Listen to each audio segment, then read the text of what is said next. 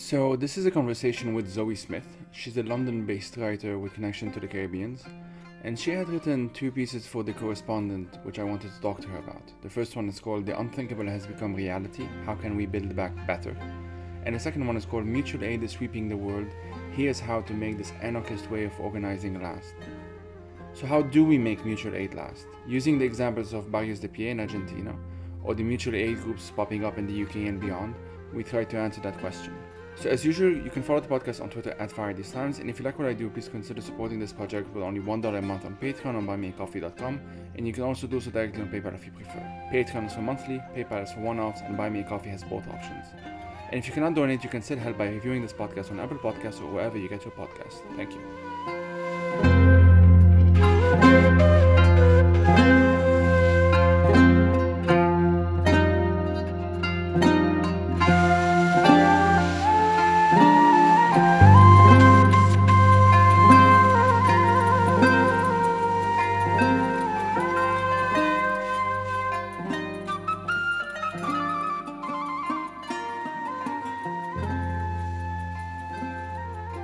So I'm Zoe Smith. I am a London-based writer with connections to the Caribbean, but yeah, London's where I'm based.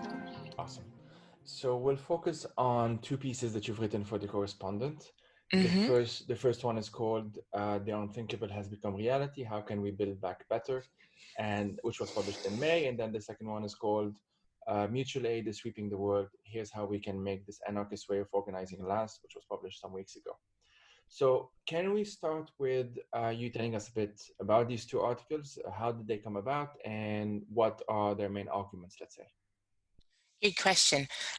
So the series came about when I saw that the Correspondent was looking for people for experts to talk on issues to how people were reacting to the coronavirus pandemic. This probably was sometime in March, late March. And one of the issues that I suggested that they could look at was how the issue of access to cash was actually proving to be quite problematic for the unbanked. I think that I sort of felt that there was definitely a very Western lens being applied to the problems and the solutions. And actually in like non-Western environments, there were people who were having significant issues just because our lens wasn't really focused on realities other than our own. And they were saying, great, why don't you talk about it? And I was like, I know nothing about the banking system at all, so I'm definitely not the person you're looking for. But I'd written for them once before, and then that conversation led to a chat with their editor, just really with me expressing my frustrations at early on in the coverage of the pandemic. It was a lot about sort of hoarding, people being irresponsible and not wearing masks. It just felt very, very negative. And it was just massively getting me down and didn't feel at all sustainable to me as a way of sharing information with people at a time that what we really needed were solutions rather than criticism. And I think just for me, how I work as a person is just trying to sort of map a way out. And yeah, as I was kind of doing that research anyway, I was talking to the editor and I said, well, if you're interested, I'm looking into this stuff. I'll be more than open to writing a series of articles looking at the way in which people are responding. But one of the things that I was quite clear on is that my interests don't lie at all at the state or big systems level. What fascinates me is how change is made like at the street level or community level or family level. So yeah, looking at solutions at a lower scale was what I found interesting. So yeah, that's basically how it started, and I think that's what I spoke on in my first article, but it was such a long while ago I can't remember. But yeah, I think that was probably what I was trying to do. So the example, I think the example that you focus on is on Barrios de Pie in Argentina. Can we talk about this for those who don't know? Like, just what is it about? Is it and at the same time, like, if we can also maybe nuance it a bit and perhaps explain a bit for those who don't know, like what's the difference between what these folks have been trying to do and, let's say, like a charity, let's say. Yeah, and I realized in preparation for this article that you're actually like half Argentinian and Italian, so maybe you should lead this conversation rather than me. I wish, but unfortunately, and like to my shame, I would say I discovered about them by reading your piece. So Oh, no way. I'll leave the floor. Yeah, I'll leave the floor to you. Interesting. So yeah, that piece started out as an exploration into the concept of mutual aid, which was a term that had been cropping up quite a lot Yes. around sort of late March, April time. And I was just curious as to its origins, and the work by Peter Kropotkin, Mutual Aid, came to light. And I just started basically just doing some research into the origins of the term. And in a roundabout way, that led me to the interesting example of the MTD movement in Argentina. And I think what I was trying to do was to move the conversation on from mutual aid is occurring to what are some examples of where mutual aid at a bigger scale, or kind of more participatory forms of democracy, how can it be sustained? And the example of initiatives that were taking place in Argentina, that was, I basically use that as a vehicle to explore how that sort of popular movement can be sustained over time. But I think the initial example that struck me as just being fascinating was the concept of worker-led companies. So Yes. after the financial crisis, the idea that companies went into administration, but rather than employees being turfed out onto the street, they actually took over the running of the companies and were still able to fulfill orders. And I just found that it completely flipped many concepts that I had in my head on its head, if that makes sense. Yeah. And yeah, I just thought that an environment where that sort of thing was happening, as well as nurseries run by communities to libraries libraries and universities aimed at just helping ordinary people in ways that functioned indirectly of the state. It seemed quite amazing. And then had a stroke of luck to connect with an author, Marina Citron, who had actually spent a good few years in Buenos Aires in 2001, 2002, just at the time where things were just really getting a lot of attention. And yeah, she spoke to me about her time there and what she learned, and also the relevance for now, which was quite interesting. It is very important. So I did this episode about a month ago, I think, on mutual aid in Lebanon, and it's still very small. In most cases, well, in pretty much all cases, really, it is done without being called that. It's more like this instinctual thing of people coming together, essentially, and understanding that, well, we need to figure this thing out together because there's no other way, really. And Yeah. what I really liked, one of the things I really liked about your piece is how you also highlighted the fact that well, like mutual aid shouldn't be romanticized either. It's not necessarily that as soon as someone or a group of people say that, okay, we're going to try this out, it doesn't mean that they will necessarily succeed. It doesn't mean that they will necessarily it doesn't mean that they won't come upon a number of obstacles, let's say. Right. And there are real challenges at multiple levels. We're seeing it down in Lebanon. I know that in the UK, we've seen quite a lot of these initiatives popping up. Some of them may not last, some of them will last. And so it'll be very interesting to see where those that who haven't lasted, like what have they quote unquote done wrong, or what can we learn from them? Because some of the best example, or maybe it's not the best, I mean, one of the most well-known examples, I suppose, in the past decade or so, a bit earlier, was the aftermath of Hurricane Katrina in the U.S. Yeah. And the story that I remember, it was for me, it was one of those moments of, I thought, we're just going to see like kind of like a dog eat dog situation, like every person for himself or herself or whatever. And it's not actually what we saw in the aftermath of Hurricane Katrina. We saw quite a lot of these groups coming together. Mutual aid groups were actually some of the most effective groups, to the point that, from what I remember, some charities were actually diverting their resources away towards mutual aid groups because they were just much faster at doing things.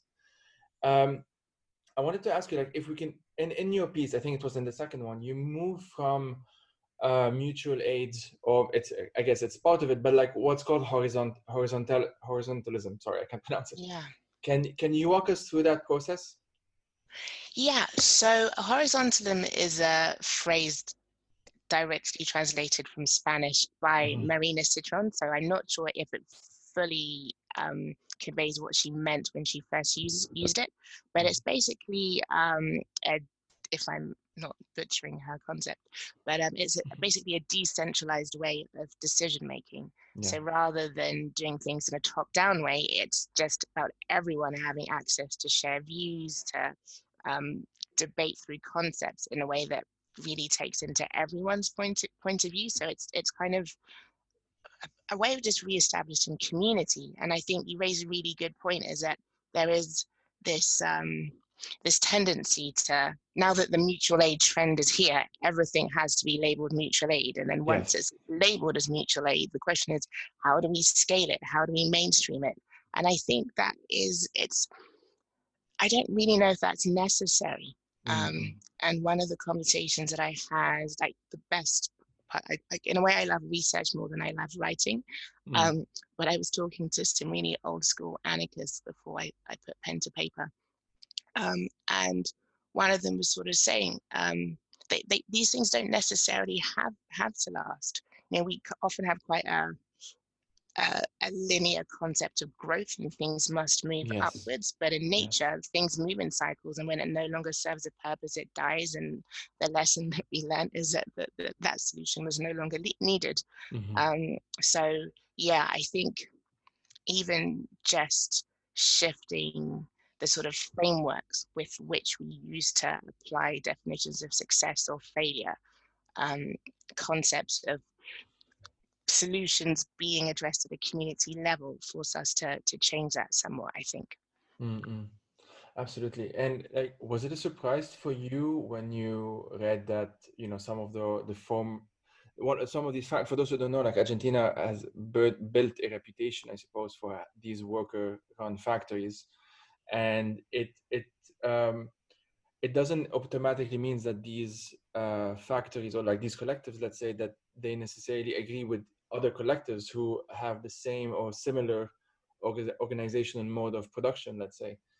So was it a surprise for you when you discovered, for example, that some of these groups were actually sympathetic with the government? And I'm sorry, I don't mean to focus necessarily on, I don't have the percentages, but what might be a minority in the wider movement. That's not necessarily the point, but I guess I'm just trying to emphasize a bit, because I've had a number of episodes now on mutual aid, and it's kind of one of the themes of the podcast, I suppose, that like contradictions are there, and contradictions are there, and sometimes, you know, that they might be an obstacle that we need to figure out, and sometimes it's good that contradictions are there. We need to actually think about these things.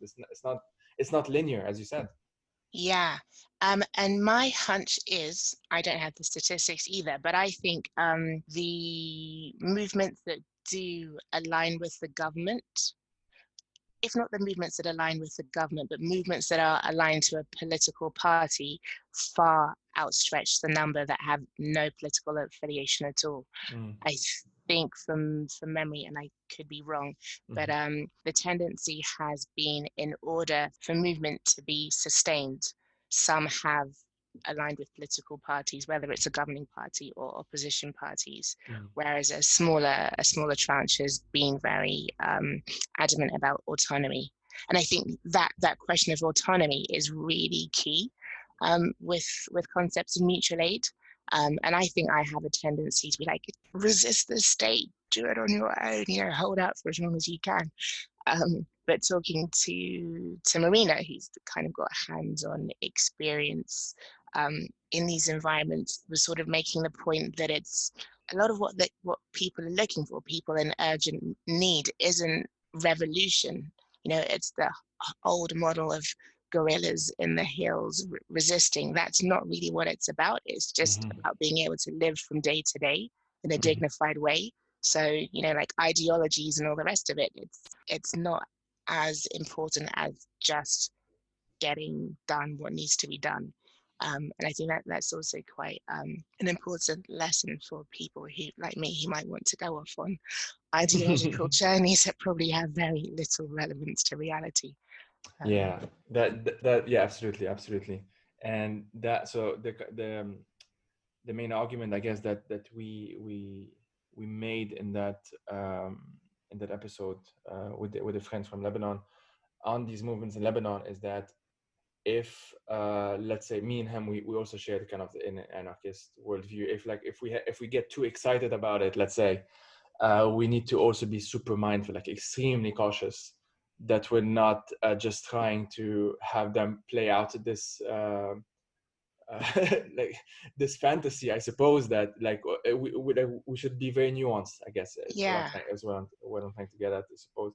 And like I think like one of the person you interviewed, Citrine, I believe, yeah, she said that, like, she said that of horizontalism, and I'm quoting here, that it's a long process of forging new relationships, sorry, that are the basis of the new society. It is filled with contradictions, and there is still a lot of inequality in Argentina. So like it's not even she, I think, understood that it's not this panacea that necessarily um, covers everything, is going to fix everything. But for those who don't know, and I'm trying to also always be mindful that I'm not just talking to myself, in a sense, like assuming that people understand uh, what we're talking about. How would you define, like, as much as you can, the real differences between mutual aid, a mutual aid collective, a movement, a group of people, whatever, and charity, let's say? Because for many people they can sound like the same thing, but yeah.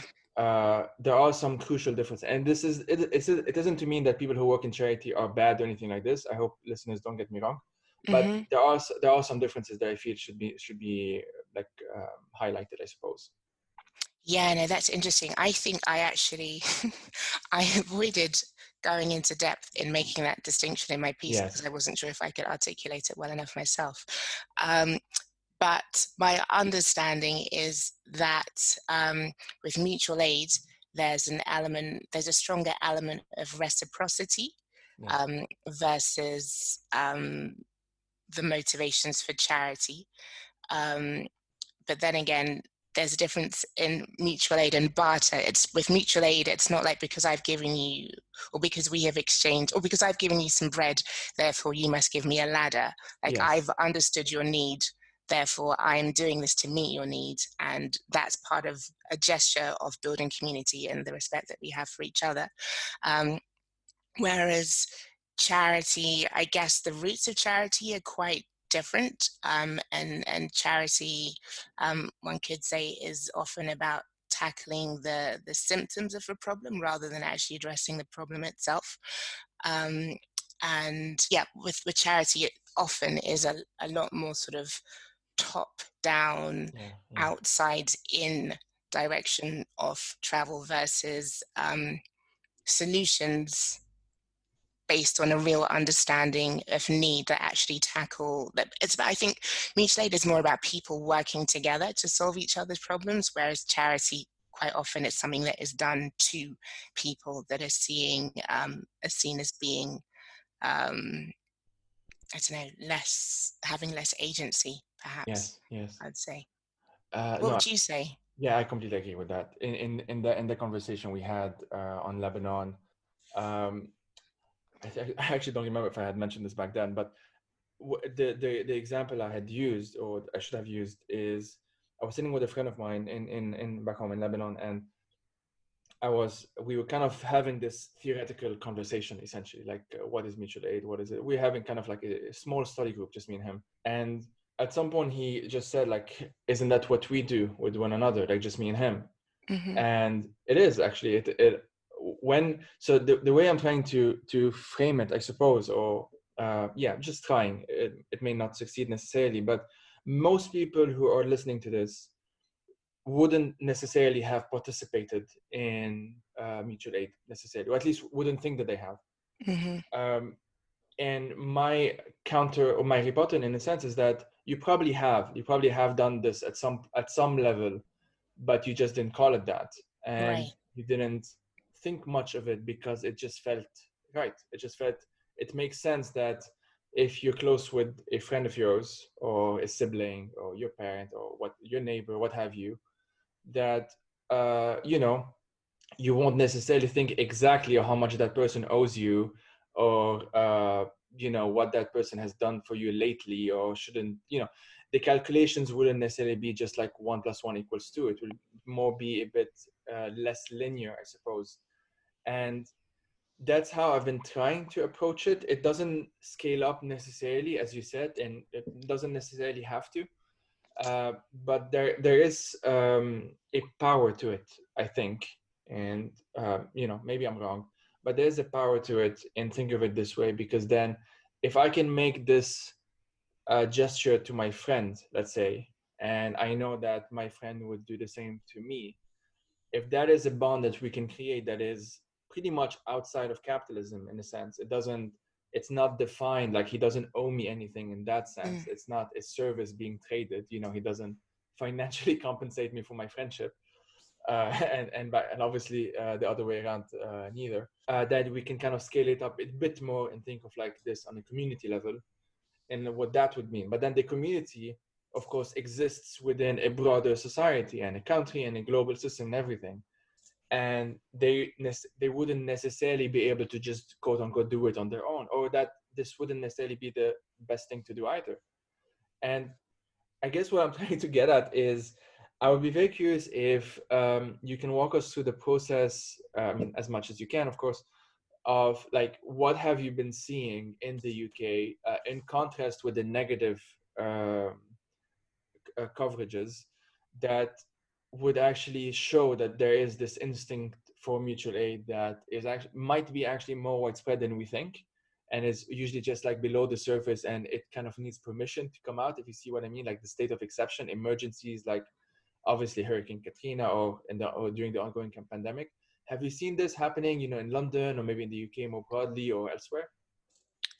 Yeah, so I mean, I've had like a couple of conversations with people who are running initiatives in East London, but I haven't gone into huge amounts of depth. I think just what struck me was the scale at which these really small, hyper-local, self-organized units were arising to meet local needs.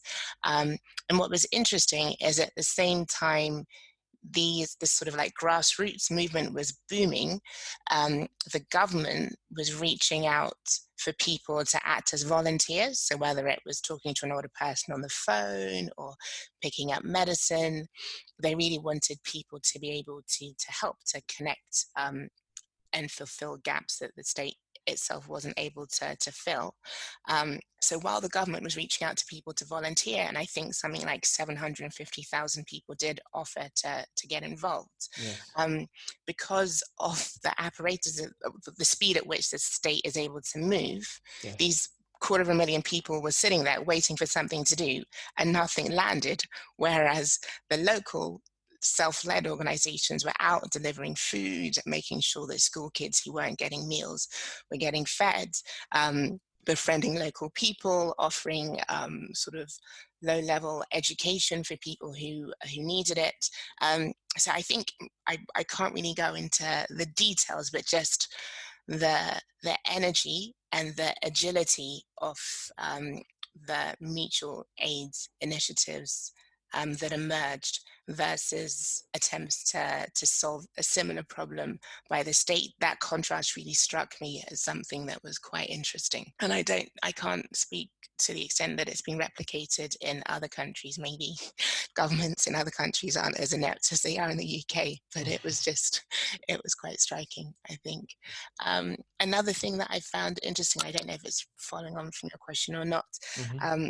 was from speaking to the women involved with the group in East London, Mm. was speaking very much to the issue of autonomy, in the sense that they specifically don't allow anyone who is a serving member of the police Yes. or the UK border agency to get involved in any of their initiatives.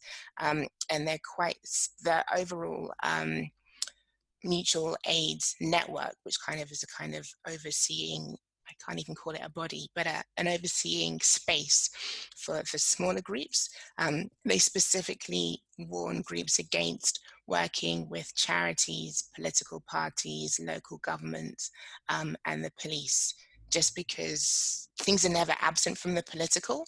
And I Yes. think um, they're quite keen to make sure that this movement or this outpouring of energy doesn't get co-opted, and that the people who are the most disadvantaged, who quite often might be in borderline states where they might not want to be known to police or might not want to be known to border patrol, that's not even the word, but yeah, they're just quite keen to make sure that people's agency is respected by not blurring those borders between um, people just helping each other and the state having influence and say over what takes place, which is quite different from what is happening or what has happened in Argentina.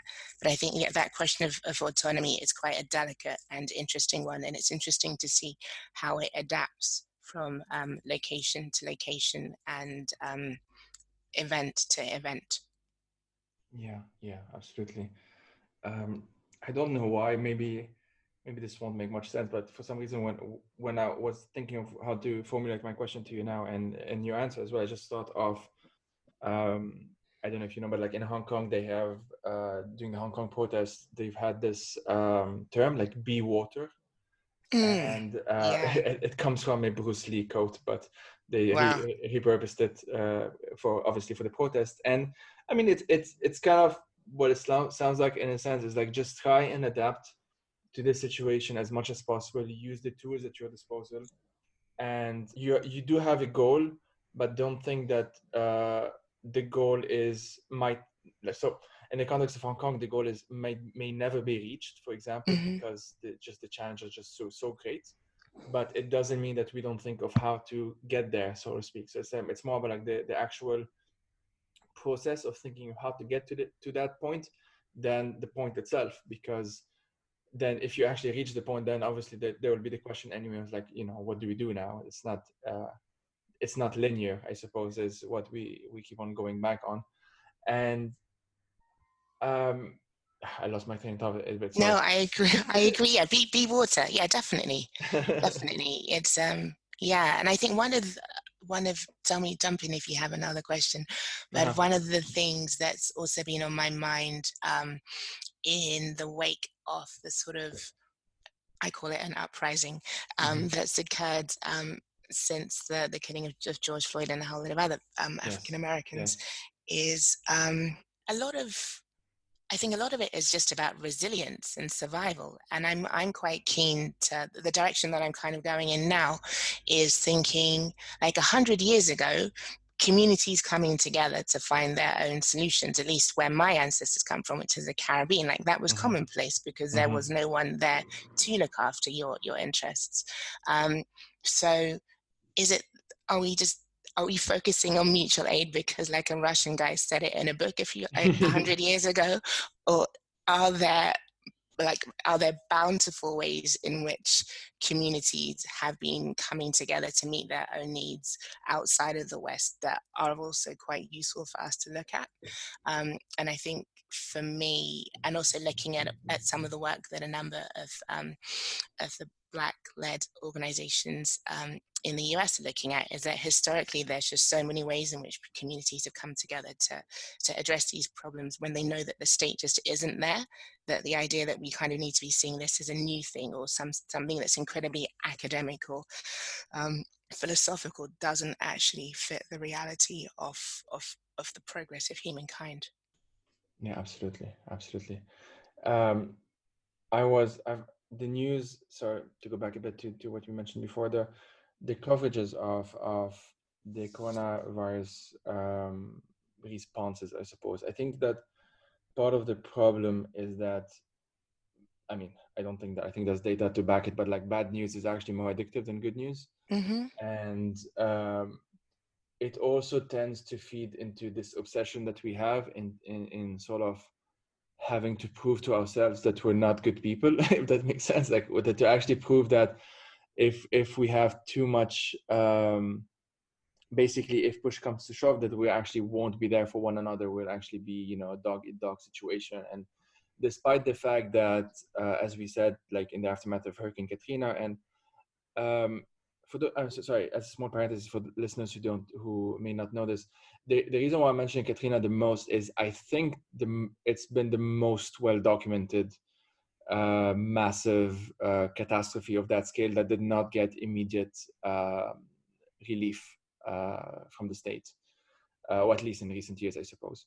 And that's why, because Katrina was obviously, for good reasons, blamed on the failures of the U.S. government at the time to do anything about it in the aftermath. So yeah, sorry, it's more parentheses because, as I said, sometimes I feel like I assume that people know what I'm talking about, which isn't fair. Um, in the context of what we're seeing now, the reason why I also go back to Lebanon is I always try and link up as many of these stories as possible, and I see what's happening in the UK, with some having some commonalities with what's happening in the US and what's happening in Lebanon, although it will never be the same. Of course, like Black Lives Matter in the US, for example, won't be necessarily the same as in the UK. There will be commonalities, of course, and we can build on these commonalities, on these similarities. But differences will be there, and that's not a bad thing, of course. Like that, it's important. The African American experience is a very specific experience. The Afro-British experience is a specific experience, and it would be. I mean, obviously, please correct me if I'm wrong, and then let me know if you disagree. But I think it would be kind of a disservice to say that it's just the same thing. And I then bring it back to Lebanon because then it's a very, very different context, or at least at first. But the things that keeps on popping up, of course, is that there are these fundamental needs, these needs of feeling safe, of feeling kinship, feeling some bond with the other, with our friends, family, neighbors, what have you.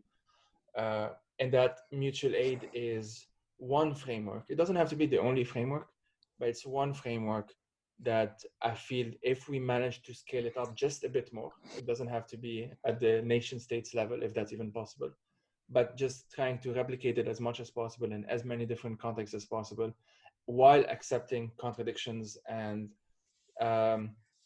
trying to understand all of these obstacles that will come with all of this, as you know, some of the things that you yourself have mentioned, that this is actually, you know, it's part of the story. It's not linear, as we keep on going back on.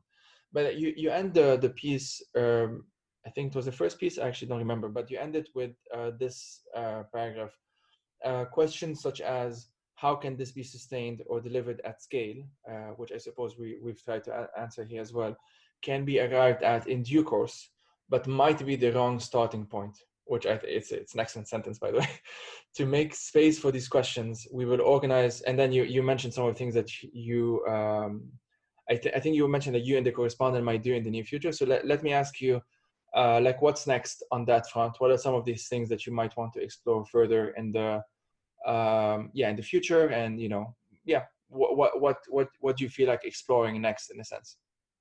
Yeah, that's a good question. So the piece that I wrote after the mutual aid one was looking at education, Mm-hmm.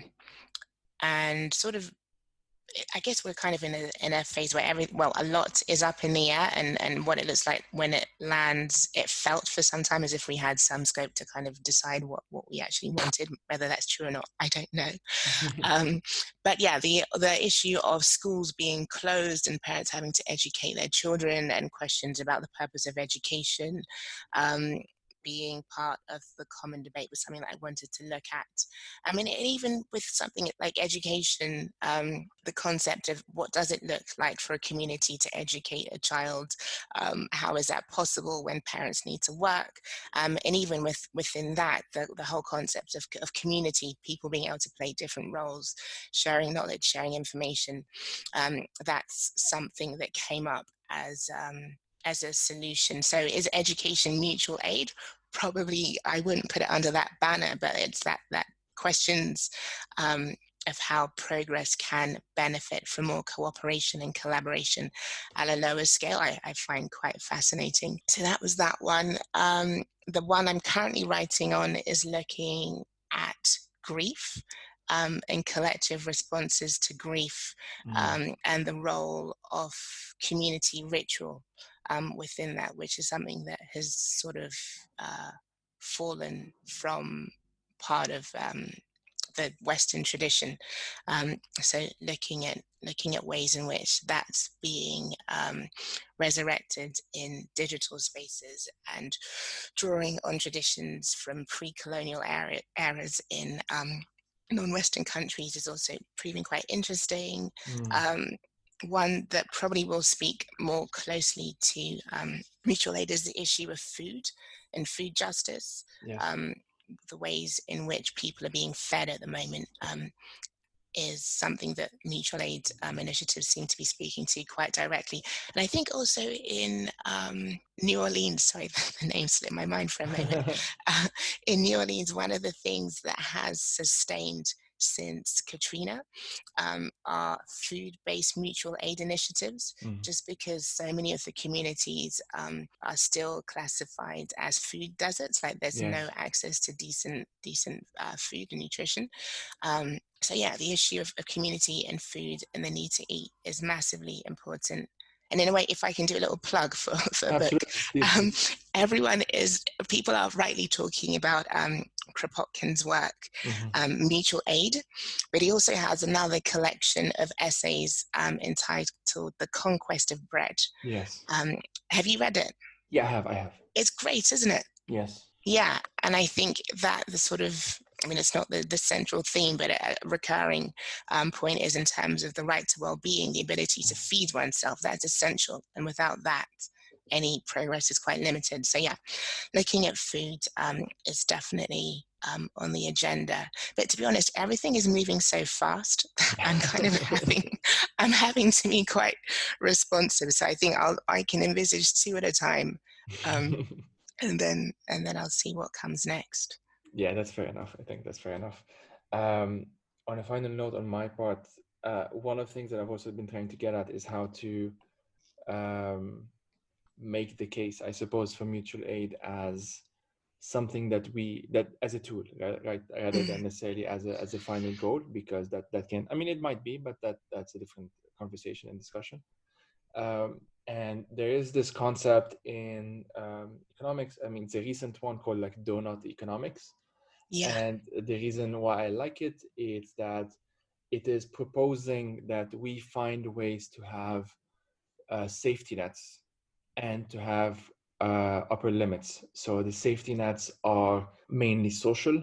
So education, housing, security, food security, et cetera, community, I think is actually one of them, and so on and so forth. Just trying to have a ground essentially for people to stand on, and the upper limits tend to be planetary. So like obviously climate change, food security would fall into that, I suppose, as well, and a bunch of other stuff. People, if listeners listening to this, you can just Google like donut economics, and I think there's a number of models. And it's not the same thing. Donut economics can be applied in different contexts, and there will even be people who will argue that we might get the basics, but then the rest of it within the donut we can still apply capitalism, for example. And so that's a conversation, I suppose, for a different time. I would probably disagree with that, but again, different time. Are there any first, sorry, I would say, like, do you have any final thoughts, and where can people follow your work if they want to? And Final thoughts. No, I entirely agree. And it is challenging to. I mean, I guess the case of Argentina perhaps proves differently, which is good. It's always good to have a range of options to look to.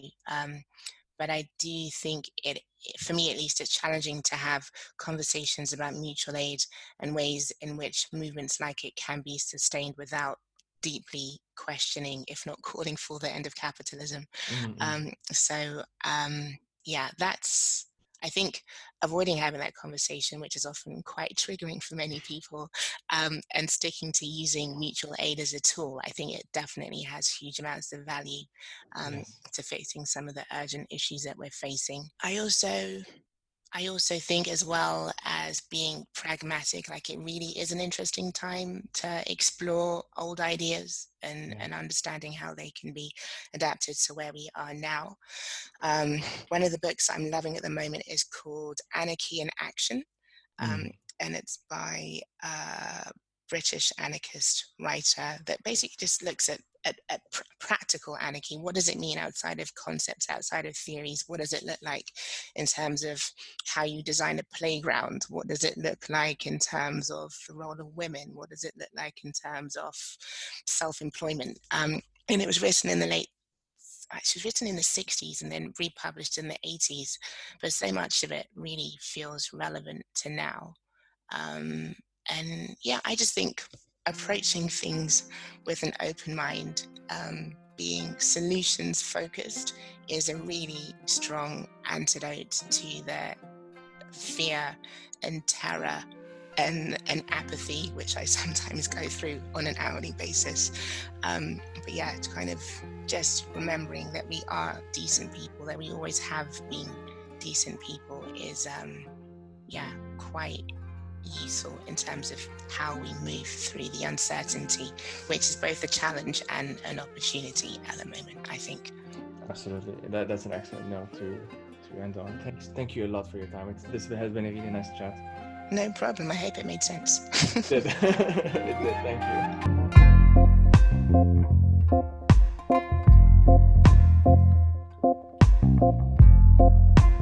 you.